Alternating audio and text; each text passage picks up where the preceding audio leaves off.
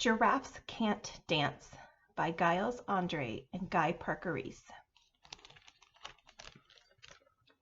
Gerald was a tall giraffe whose neck was long and slim, but his knees were awfully crooked and his legs were rather thin.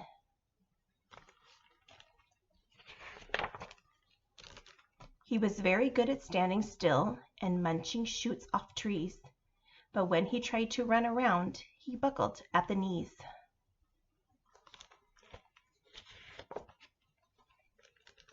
Now every year in Africa, they hold the jungle dance, where every single animal turns up to skip and prance. And this year, when the day arrived, poor Gerald felt so sad, because when it came to dancing, he was really very bad.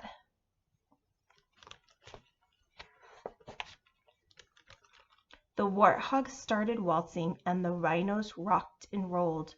The lions danced a tango that was elegant and bold. The chimps all did a cha-cha with a very Latin feel, and 8 baboons then teamed up for a splendid Scottish reel.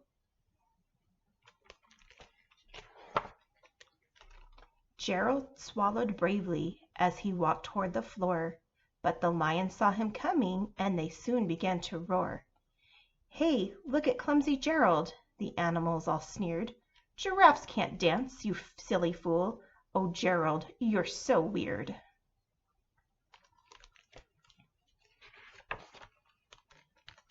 Gerald simply froze up. He was rooted to the spot. "They're right," he thought. "I'm useless. Oh, I feel like such a clot." So he crept off from the dance floor, and he started walking home. He'd never felt so sad before, so sad and so alone.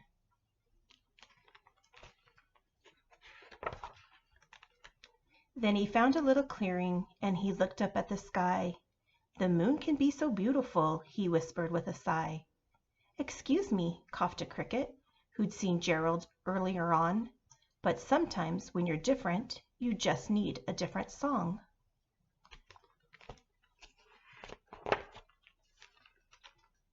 Listen to the swaying grass, and listen to the trees. To me the sweetest music is those branches in the breeze. So imagine that the lovely moon is playing just for you. Everything makes music if you really want it to.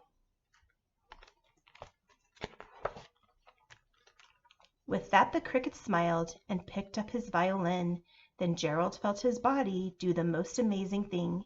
His hooves had started shuffling, making circles on the ground. His neck was gently swaying, and his tail was swishing round.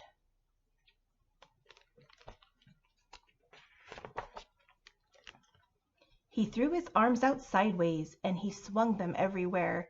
Then he did a backward somersault and leapt up in the air. Gerald felt so wonderful, his mouth was open wide. "I am dancing! Yes, I am dancing! I am dancing!" Gerald cried.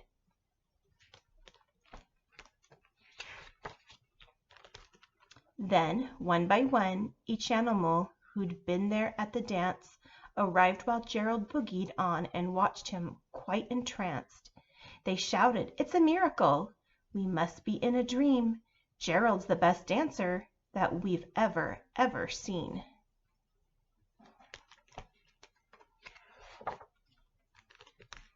"How did you learn to dance like that? Please, Gerald, tell us how." But Gerald simply twirled around and finished with a bow.